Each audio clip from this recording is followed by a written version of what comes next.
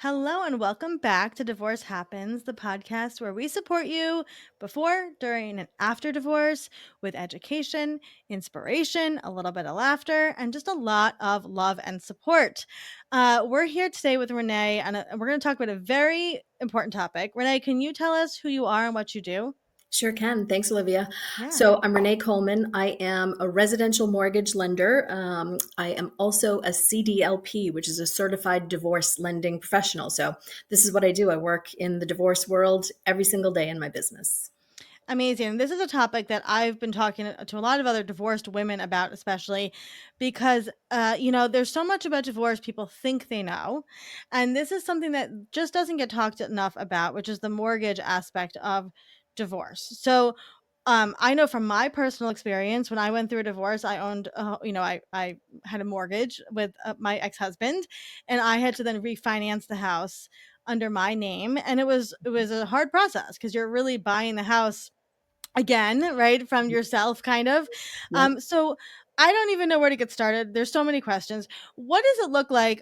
Let's start for the people that are considering divorce, okay? Mhm. And they have a mortgage with their spouse. What do they need to start thinking about when it comes to that mortgage if they're going to be asking for a divorce shortly?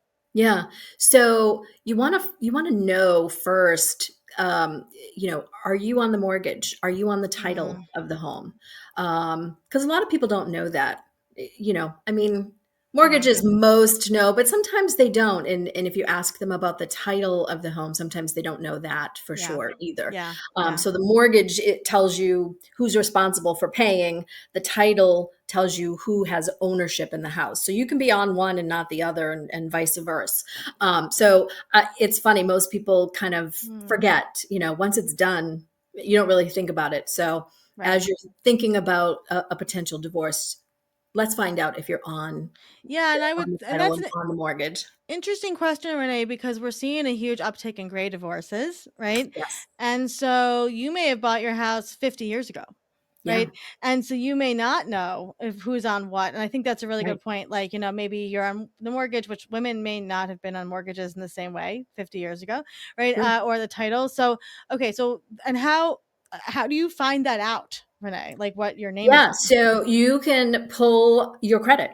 You can do it yourself. You can get a free credit report, myfreecreditreport.com, Right. once a year. You can get it through Credit Karma. That's Yep. free. You can get it through, I know my credit card, a couple of my credit card companies will send me Mm, a report every so often, that I could access. So that's going to tell you not only if you're on the mortgage, it won't tell you if you're on the title, but it'll tell you if you're on the mortgage. But it's also going to tell you what else your name is on. So that can be important because people forget, much more so with credit cards and things, yeah. cars. I don't remember, he's on one, I'm on the other, we're on one both Right. together. It varies. Or I'm an authorized user on a credit card. All Yep. those things are important to remember and to know. So pulling your credit is a great way just to see what's in my name. Mm, What am I responsible for? So even if it's a credit card in your name, but your spouse uses it, yeah. it's in your name. You're responsible for that. So that's Right. kind of my step number one. Pull your credit. Let's Pull your see what's credit. on it. Let's see what you're responsible for. Yeah. We want to know. And then we can talk about, what does it look like? Do we need some help with the credit? Do we need to fix some things? Do we need to close some accounts? Don't do it without talking to a lender first, Mm, because it can actually hurt your credit yeah. score to close things. But there's a strategic way to do it. So pulling your credit is kind of that first step. What am I on? What am I responsible for? Um, you know, if I were to separate, what does Yeah. that look like? What would be in my name?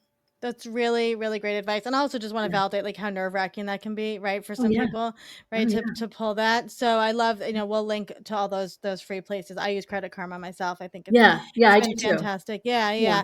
yeah. Okay, so you get the information about your credit, you have all of your Victoria's Secret card, your Old Navy card, right? All these things are Right. show up. And Yep. then you're like, what's the next step? Talking to somebody like you? Yeah. It's kind of, there's a bunch of people. Like, you should have a team, Yeah. right? So your lender is one of them, Yep. and a crucial one. Of course, your attorney or your mediator, but also your financial advisor, your CPA or accountant, and even a coach, a life Mhm. coach, divorce coach. Yep. There's a bunch of them. So you want to make sure that they're all part of the team. So we want to make sure that you're kind of talking to all of us at the same time. So I can pull your credit. We take an application Yep. right from the beginning because part of what we need to know, what are our options with the house, right? Mm. And Mhm. so, credit will come into play for sure Yeah. first. Um, but we also need to determine the value of the house. So as you start the negotiation, if you decide a divorce is the way you want to go, uh, the first thing you're going to do is talk about the division of assets. Yeah. And so the house is one of those assets, right? I mean, in most places in the country right now, we've got a lot of equity. And so we want to make sure that we're calculating that equity correctly. So that when it does come time to divide those assets, right? So your assets could be everything from bank accounts to retirement accounts, equity in the house, vehicles. I mean, there's thousands Yeah. of you know pieces to that, but the Yep. house is probably one of the bigger ones. So knowing what's the value of the house, and there's a couple of ways to determine that. So talking to your realtor is probably going to be the next step. We don't know. You might have an idea, if I Yeah. want to keep the house or I don't want to keep the house, but having the realtor come in to give you a value of the house or an appraiser, that's kind of your next step, because then when you're talking to your financial advisor and you're talking to your divorce attorney or mediator, you can at least have an idea of what all of the assets Mhm. are. Mhm. And then as you kind of start talking about dividing those assets, we know what the equity in the house is. So a lot of people don't understand what equity means and what that is. So in your home, you've got the value of your home, Right. and typically you have a mortgage. And so it's the value minus what you Yes. owe, and Right. that's the equity. That's Yep. what's going to be split, right? And so, again, just knowing upfront what that is super helpful to be Yeah. able to calculate. So that's kind of the next step is sort of figuring out what the house is worth and who do I need to talk to next. Okay, I have so many questions for you. So okay, let's go back to the beginning. Mhm. You are a woman and you're thinking about getting divorced. Um, if you pull your credit, will your soon-to-be ex-husband find out? No, Okay, no, you pull that's your own credit, and you are the only one that knows that. okay. So number one, that's wonderful to know that. So Mhm, I appreciate that answer. mhm, And I think people don't realize how important it is to have a lender. You need to have a lender, right? If you own a house mhm. together, you absolutely need to have a lender on your team. Is it do people talk to lenders privately before they consider asking for divorce? Oh, yeah, all the Okay. time. Okay. All the time.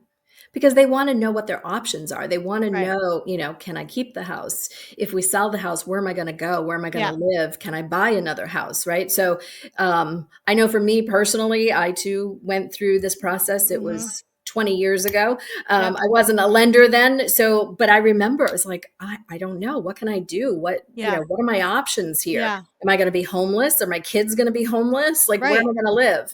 Right. So talking to your lender early, early, early, early, that's like my number Okay. one thing. Talk to a lender early. And especially like myself, I mentioned I'm a CDLP. This is what Yep. I do. I Yep. work in divorce every single day. So, I might talk with somebody and then 2 years later they come back Yeah. and say, okay, we're done this process and I'm keeping the house and now I need to refinance. Like I will work with them through that entire 2 years because we don't know day one what the numbers, are going to end up at. But we want to know what today, day one, looks like so Yeah. that, like I said, knowing what your credit looks like, knowing what your income looks like, so we can prepare.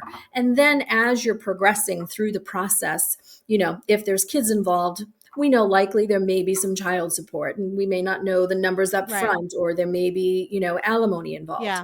Um, and then again, as you progress further, we start talking about numbers for dividing the assets. And Right. maybe there's going to be a buyout to the spouse. And maybe we know roughly what the numbers are. Well, the earlier you talk to me, the Yeah. earlier we're going to know what you qualify for, right? Yeah. So, what we don't want to happen is you complete the divorce process, you sign. Once you sign on that dotted line, that's it. If your divorce agreement says, great, I get to keep the house and I have to buy my spouse out. And what we don't want to happen is you come to me after that and we put all your numbers together and you don't qualify. Yeah. So the sooner we know, the better. So as an example, if I put the numbers together and I say, it looks like we could take roughly $50,000 out of your equity and you'd still qualify for that. So if there's a buyout, we could likely go up to 50,000 and you come back, from your attorney and say, well, they're talking about 100,000. Well, that's okay. You can go back to your attorney and tell your attorney, I qualify for 50.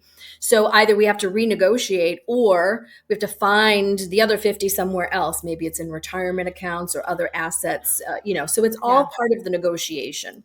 Yeah.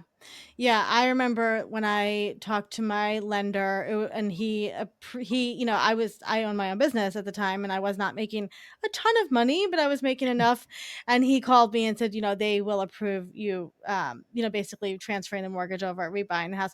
It was the happiest moment of my life, and I had no idea, and I like loved my lender was the one that got me through, most of my divorce, and so I just really want people to understand you need to have a lender that you trust and that you Yeah. like working with, because that's going to be the person that really moves this process along. Yeah. Yeah. And the other big thing I want to talk about, and I've been hearing this from other divorced, it's kind of in the divorce circles right now, is a Yeah. lot of women, right, maybe will leave um, a higher paying job, right, to become a stay-at-home mom or work from Mhm. home, right? Yep. And then a couple of years down the line, they want a divorce. They're maybe not making as much money as they used to. They're freelance, which is very hard, right? Mhm. Or own their own business. Yep. And I think that if anybody's listening to this and they are freelance or they own their own business and they work from home, and or they are a work at home mom, to really build a relationship with a lender, right? Because then you can Yeah. say, you're only making $40,000 a year. You need to be making $80,000 a year. Let's work Right. together for the next 3 years. Right? So what would you Yep. like? What would you say? I don't know what the question is really, but like, I think that that's an important thing to note, because It is. you need to have the money to be able to figure Yeah. this out. Yeah, and you mentioned earlier where people maybe think they know how mortgages work, and Yeah. they remember from their previous loan. Mortgage programs change literally every single day. Yeah. Yeah. Yeah. And it's my job to keep up with it. So I know all of the Yeah. programs. I mean, there are thousands of programs out there. So if we're talking about somebody that has, a different type of income, you're not an hourly or salaried Right. person. There's so many loan programs out there now that we could likely find one for you. But like Mm, you said too, maybe we're not quite there. I know I'm going to need a mortgage of X, and maybe we're not quite yeah. there. I can tell you what you will need to make in Right. order to get there. Right. So again, working with us early on to know that upfront is super important. Yeah, but don't listen to other people. You'll hear other people say, "Ah, Yeah. you can't do that," or No. whatever. Right. Talk to Yeah. a reputable lender because Yes. they'll be able to help you. Which brings me to my last question for today, but we're going to have you back, Renee, because there's so many things to talk about with this. But we don't want to overload people. I say this all the time, but no two divorces are the same, right? And no two Mhm. contracts are the same. So, I think it's important if you could just kind of talk for a second about the fact that, like, there's so many options when it comes to mortgages and Yeah, to buying out the house or selling the house or whatever. What yeah. I'm sure you've seen a little bit of everything. I have. I've seen hundreds and hundreds of divorce agreements, and no two have been alike. Yeah. So there are all kinds of options, and the people that I really want to connect with are the ones that think or have been told, particularly by a spouse, you'll never Yeah. be able to keep the house. You'll never be able to get a Yeah. mortgage. Those are the people I want to talk to because there are options. There are so many programs, Mm. and we'll find one that works for you, and you can use alimony and child support as income. You can use, if you're self-employed, there's Yeah. tons of programs out there. So, don't settle. Talk to us early, and, I can even offer some suggestions. I'm not an attorney, Mhm. but I have seen many, many, many divorce agreements. Yeah. And so there are some other options that we can look at. People think that I have to make a decision right now about the house, and that doesn't necessarily No. mean that you have to. I've seen divorce agreements that will say, we're going to keep everything status quo for the next 2 years until Yeah. the kids are out of school, or Yeah. there's all different kinds of Yep. circumstances. Yeah. So they're all different. Yeah. Now, I will say, at least in my states where I do most of my divorce work, in Massachusetts, but judges don't like to see like an indefinite. You're right. Right now, the elephant in the room, the interest rates, right? Nobody wants to make any decisions right now. Yeah. And most judges, most courts will not allow you to say, well, when the rates get better, we'll Right. refi. They Right. want a definitive answer. When? Time frame. Is that 1 year, 2 year, 5 years? Yep. Like, they need a decision made in that sense. But that Yeah. decision doesn't have to be, we're selling the house, or, No. I'm buying you out in 60 days. So again, all kinds of options, all Yeah. kinds of variations. And I can help you. If I know that we need 6 more months of your income before we can use it, Yeah. great. Then we put 9 months in your agreement. That, Mm. talk to your attorney. We need Mm. 9 months to make sure that the Yep. income is there to qualify for the mortgage. Yeah, I know in my divorce agreement, I had like a year to figure out what I wanted to do, Mhm. and then I bought my house, and it was great, and then I Yeah, got to sell it and get the equity later on. So, right. it was a win for me. Yeah. Okay, so where do you work, Renee, and how can people get in touch with you? Yeah, so I work for Cross Country Mortgage. We're a national lender. You can reach me, best way is through my website, www.teamreneecoleman.com. All my information is on there: emails, phone numbers, websites, links, LinkedIn, Insta, all Mhm. of them. Wonderful. And obviously, all of your information will be in the show notes. And you can also find Renee at Fresh Start Registry in the Expert Guide. Renee, we're going to definitely have you come back because I want to get questions from people because I get this question. And I think the most important thing, and then before we let you go, I have one more question for you, but is that we never want anybody to feel trapped, right? Mhm. And I Yeah, think like having somebody like you on their side to say like there are always options is so mhm. important. S- Um, Super important. yeah, yeah. So before we let you go, one more question, Yeah. because you work with a lot of divorced people. For anybody listening to this who's going through a divorce right now, what would be some words of encouragement that you could leave them with? So there's options, right? And know early. Talk to your team early, right? People often think the real estate side comes last, and they've got to talk to their attorneys first. Talk to your lender early. The Mm, more you know the numbers, the easier it's going to be to get through the process. And I encourage you not to listen to anybody else. Listen to your lender, the professional that works in the industry and will have the whole picture. So, yeah. Especially don't listen to the person that you're currently trying to get divorced from. exactly. Let's just put that one out there because Exactly. 100%. they can say whatever they want, and it is And not. they do. They do, believe me, they do, and Yeah. it's that's honestly my biggest piece of advice I give to anyone going through divorces. Don't listen to the person you're getting divorced from. They can tell you whatever they want, and until that lawyer signs that document, nothing is set in stone. So, Exactly. well, 100%. Renee, we appreciate you and the work you do, and it's like, it's so important the work you do, and I just want everybody to understand how important it is to build that free life that everybody wants to have after Yep. divorce. Well, thank you so much for being here, Renee. I appreciate it. Thank you.